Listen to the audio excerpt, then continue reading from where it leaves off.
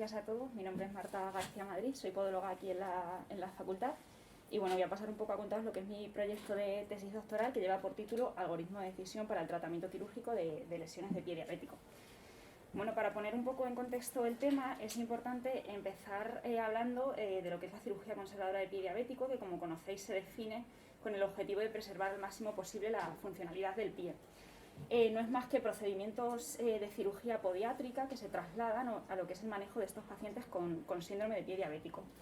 Está indicada en tres supuestos fundamentales, como son el fracaso del tratamiento conservador, la presencia de sospecha clínica de osteomielitis basada en un test de Provin-Tubón positivo asociado a signos radiológicos con osteomielitis y la presencia de deformidades rígidas que sean imposibles de descargar y que nos generen una ulceración recurrente. En este sentido, la cirugía de resección metatarsal es una de las técnicas más comúnmente empleadas y que ha demostrado ser un procedimiento común y seguro que se realiza de forma tanto profiláctica como curativa. La técnica quirúrgica a lo largo de los años ha ido sufriendo modificaciones y bueno, a pesar de ello es la técnica que más nivel de evidencia tiene en la literatura. Como todo procedimiento quirúrgico, está sujeta a una serie de complicaciones que fundamentalmente se pueden dividir en dos. En primer lugar, complicaciones que están derivadas del procedimiento quirúrgico y que son las complicaciones que aparecen de forma más temprana, como serían la infección, el hematoma, la dehiscencia. Y bueno, destacar que en este sentido nuestro grupo de investigación ya ha tratado de demostrar que en función del abordaje que se realice nos vamos a encontrar con un mayor número de complicaciones asociadas.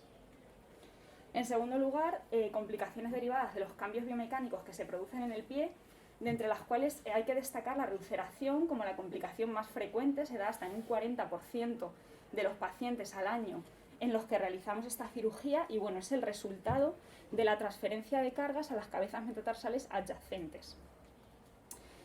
Es por esto por lo que nos planteamos que si ya se había demostrado que existían unas complicaciones asociadas al tipo de abordaje y al tipo de cierre que realizáramos, sería interesante definir una indicación clara en función de las características de nuestro paciente y de las características de la úlcera en cuanto al abordaje a realizar para que el cirujano pudiera tomar esa decisión en base a determinar un pronóstico. Y en segundo lugar, como se desconoce la posible existencia de un posible patrón de reulceración tras la resección de una cabeza metatarsal determinada, pues intentar predecir qué sitio después de quitar una cabeza nos va a soportar más carga y a posteriori va a ser susceptible de desarrollar un evento de ulceración. Por tanto, el objetivo principal que planteamos fue evaluar los resultados a corto y medio largo plazo derivados de la cirugía de resección metatarsal como tratamiento de úlceras con sospecha clínica de osteomielitis, en función del tipo de abordaje y el tipo de cierre que empleáramos. Como objetivos secundarios, pues evaluar el tiempo medio de cicatrización, incidencia de reulceración y recidiva, demostrar tasa de amputaciones menores y mayores y evaluar esas presiones plantares que estábamos hablando y la distribución de carga en antepié después de esta cirugía.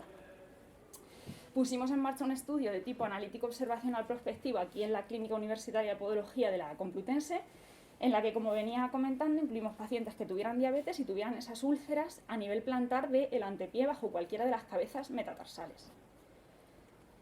¿Qué protocolo seguimos? Bueno, todos los pacientes eran sometidos a esa resección quirúrgica. La decisión en todos los casos para llevar un abordaje dorsal o un abordaje plantar fue llevada a cabo por el mismo cirujano y los pacientes fueron seguidos tras esto 2 veces en semana para la realización de las curas postquirúrgicas tal y como establece el protocolo de nuestra unidad, momento en el cual se fueron registrando esas complicaciones que hablábamos que serían de aparición temprana.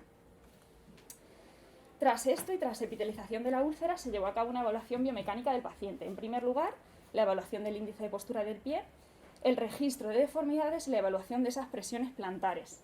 En este momento, el investigador a cargo prescribió una plantilla con la descarga en el sitio de riesgo para desarrollar una futura úlcera y el calzado terapéutico. Y los pacientes fueron seguidos durante 1 año para evaluar esa reulceración. Como contábamos con poco tiempo para la realización de la presente presentación, nos pareció interesante que una parte importante fuera la transferencia de los resultados que esperamos que tenga este estudio. Como decía, la reulceración constituye a día de hoy una problemática que no está resuelta en el campo de manejo de estos pacientes. En este sentido, la investigación se centra puramente en el manejo clínico de la infección y en el evento lo que es más agudo. Lo que planteamos, y si manejáis pacientes de este tipo, es cerrar la úlcera y manejar esa infección, ¿no? En este sentido, entra en juego el concepto de remisión, ¿no? Son pacientes que acuden de forma recurrente a nuestras consultas porque no cierran. Por tanto, nos planteamos que lo que realmente queremos trasladar es establecer una indicación clara en cuanto al abordaje, es decir, ante qué perfil de paciente estamos, qué características tiene esa úlcera y qué complicaciones se van a derivar en función del abordaje que yo realice. En este sentido, sería muy interesante conocer y anticiparnos a los resultados para llevar a cabo la técnica quirúrgica que minimice al máximo posible los riesgos. En relación al segundo de los objetivos, la transferencia que esperamos que tengan nuestros resultados es que en función del número de cabezas metatarsales que reseccionemos, los pacientes desarrollen un patrón de carga, es decir, un patrón de reulceración, que podamos establecer esas medidas preventivas para anticiparnos a esas complicaciones. En este sentido, hemos podido publicar parte ya de los resultados de lo que supone el primer grupo incluido, son los pacientes con antecedentes exclusivamente de una resección metatarsal, en los cuales lo que hemos observado es que los pacientes que sufrieron la resección de un metatarsiano menor, es decir, la resección de la segunda, la tercera, la cuarta o la quinta cabeza metatarsales, mostraron una transferencia de la presión hacia medial. Es decir, estos pacientes, después de quitarle cualquiera de esas cabezas, no sobrecargaban M1 en el seguimiento. Además, tras la resección de la primera cabeza metatarsal, lo que se observó es que los pacientes aumentaban la presión bajo la segunda cabeza metatarsal.